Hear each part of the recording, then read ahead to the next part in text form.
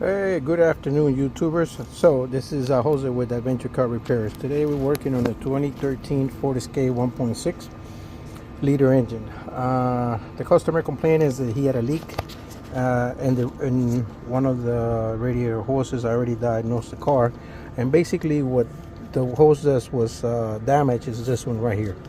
Okay, goes all the way over here. There's a Y intersection right here, and it goes into the radiator, and the actual leak is back there, which I'm going to show you later how that goes. The problem that you're going to run into is basically this connector. As you can see, it has that little extra tip on the end, and the entry port or the female end on the radiator is relatively different.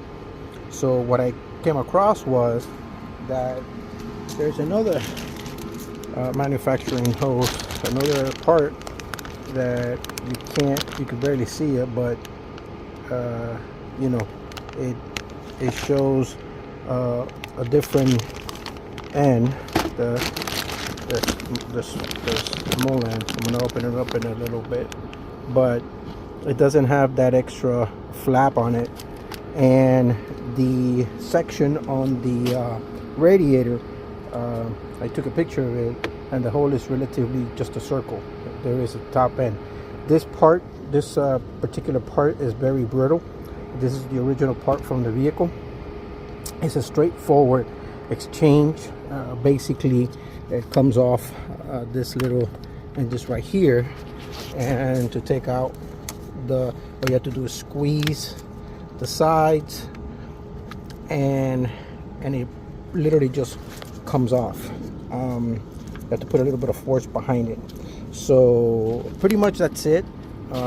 In the back, it goes through the center, and it comes out the back, and it's just a little tube. It's just basically it's a return hose, the overflow, part of the overflow system. So it's a straightforward exchange. It's just remove. You just got to be careful with the part that you get, and make sure that it's for the vehicle that you're working on. So that's the problem that I came across. Like I said, it's a straightforward. You got to take out the cowl, which I found it the easiest way to remove those clips is just to use a pick like this, and it just comes out without issues. Then after that, you basically remove the windshield wipers. You pop the top portion of the cowl, and then the bottom part has 4 8mm screws, and you just basically pull it out. Very important, make sure that you use a Torx screw to remove the brake fluid reservoir, and that way you have access to the back of the engine where this sits. The intake, you have to take it off. It's just a regular intake, which basically you got to remove the little clamp right here and the hose right here. Be careful with these green security tabs, you don't lose them. But other than that, it's a straightforward change.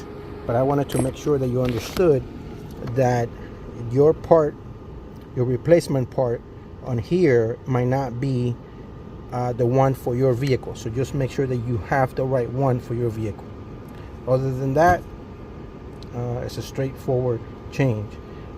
If you happen to get a code for the sensor here, the resistance, all you got to do is from underneath it, you pull the tab, take out the connector, and do a resistance check, and you have to fall within specs. I can't recall right now what the actual number is, but it's an easy check. You just check it, and you'll be able to replace it. Other than that, straightforward, and I hope it helps somebody in the future. Adventure Car Repair out.